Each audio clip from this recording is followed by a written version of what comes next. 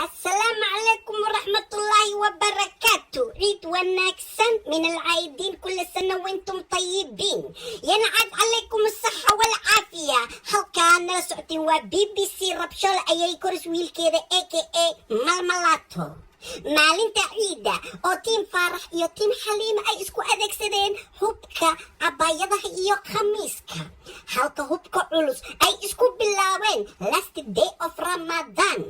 tiim xaliima oo hubkooda culus oo yahay cilaansaar iyo make up, halka tiim faarax oo adeegsaday hubka loo yaqaano timajara aka jeega xiir, halka tiim faarax ka soo gaaray qaar ka mid ah faarax yaar firir dhaawac ah, halka tiim xaliimana ay ka soo gaareen firir aanan badnayn ku dhammaatay xabad joojin ah, buskud iyo xalwo, halka markhaatiyaasha meesha joogeen ay yihiin xalwo, shushuumo, baalbaallo iyo cun